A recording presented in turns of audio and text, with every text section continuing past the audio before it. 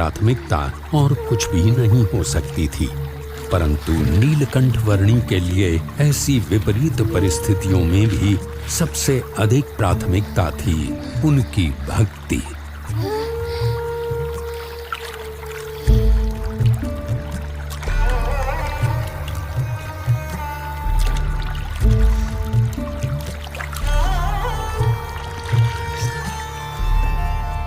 सब ही प्रकार से जीव सो उत्तम भक्त कहावे। नेपाल प्रदेश में बालेवा गांव के पास नीलकंठ वर्णी को काली गंडकी नदी का प्रवाह मिल गया, जो अब मुक्तिनाथ तक पहुंचने का रास्ता तय करने के लिए उनका पथ दर्शक था।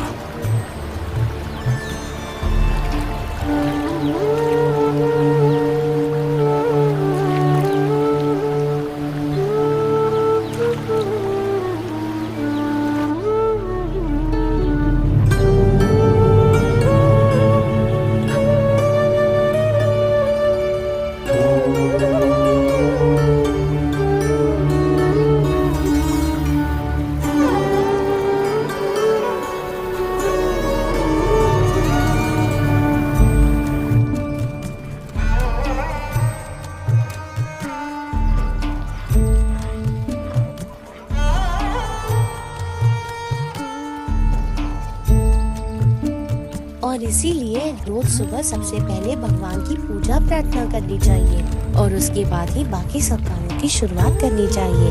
अन्नपूर्णा पर्वत श्रृंखलाओं के बीच से बहती काली गंडकी नदी के किनारे उत्तर की ओर बढ़ते हुए नीलकंठ वर्णी मुक्तिनाथ पहुंचने का रास्ता तय करने लगे।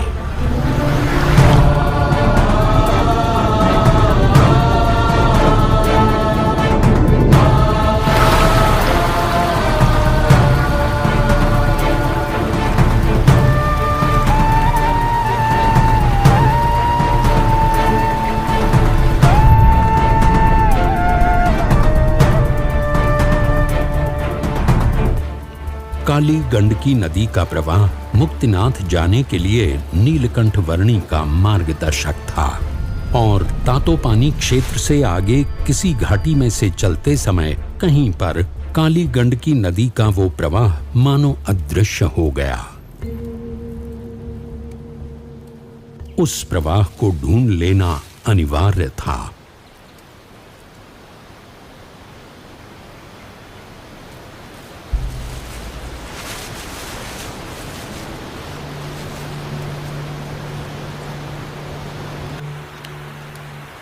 पानी की आवाज की दिशा में आगे बढ़ते हुए संध्या काल होते होते नीलकंठ वर्णी एक ऐसे स्थान पर आ पहुंचे जहां दो पर्वतों के बीच की खाई में स्थित एक गुफा में सामने से पानी का प्रचंड प्रवाह आ रहा था।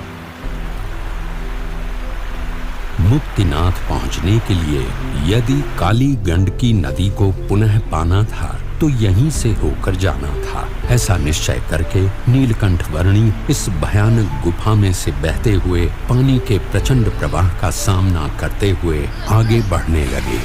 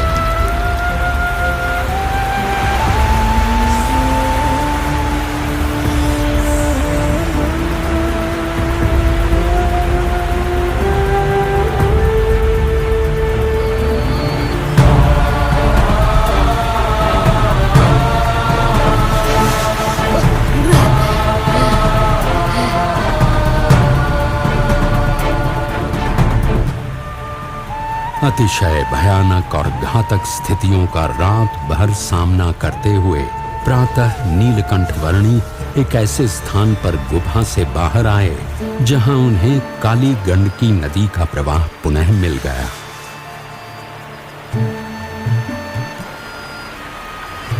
मुक्तिनाथ पहुंचने के लिए पुनः काली गंडकी नदी के किनारे उत्तर की ओर बढ़ चले नीलकंठ वर्णी की कुछ हठ योगी सन्यासियों से भेंट हो गई। आप सभी हठ योगियों को हमेशा उचित साधना करने का मार्गदर्शन मिलता रहे और अंततः परमात्मा की भक्ति का उत्तम योग प्राप्त हो, ऐसी मेरी शुभेच्छा है।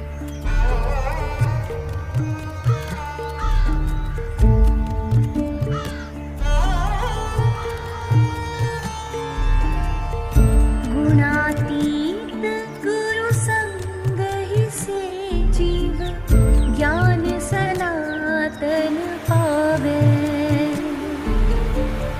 ज्ञान सहित प्रभु भक्ति करे सो उत्तम योग कहावे।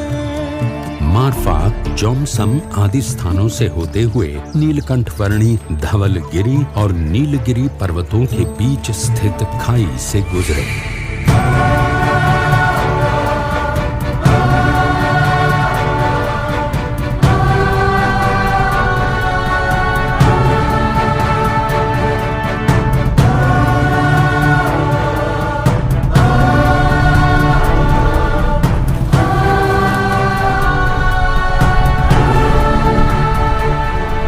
विश्व की कुछ सबसे गहरी खाइयों से होते हुए नीलकंठ वर्णी एक ऐसे क्षेत्र में आ पहुंचे जहां सबसे वास्तविक रूप के शालिग्राम प्राप्त होते हैं, ऐसा माना जाता है। ये थोड़ा बहुत शालिग्राम लग रहा है।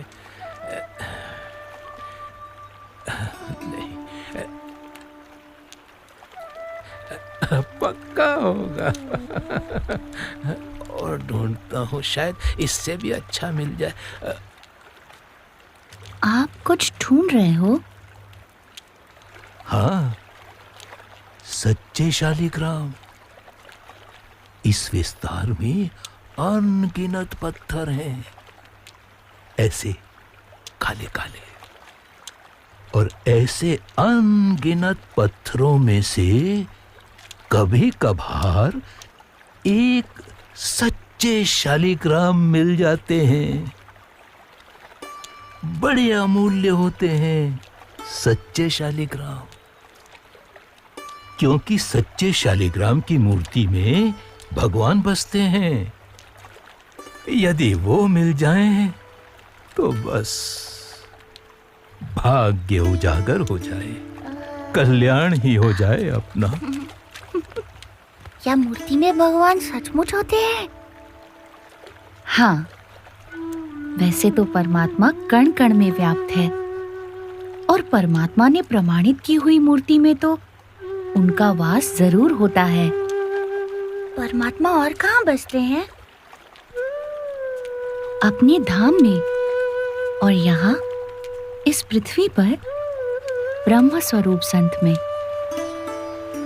जैसे इन अनेकों में से कोई एक शालिग्राम होते हैं, वैसे अनेक प्रकारों में एक सच्चे प्रकट ब्रह्म स्वरूप संत होते हैं, जिनमें साक्षात परमात्मा का सांगोपांग निवास होता है। परमात्मा स्वयं या ऐसे ब्रह्म स्वरूप संत ही जीव को परम कल्याण का मार्ग दिखा सकते हैं। और इसीलिए उन दोनों की प्राप्ति भी अति दुर्लभ है।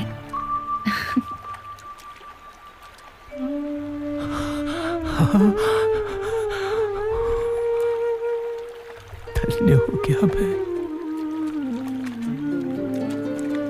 प्रणाम प्रभु। कागबेनी, रानी पौवा आदि स्थानों से होते हुए नीलकंठ वर्णी अंततः मुक्तिनाथ आ पहुंचे।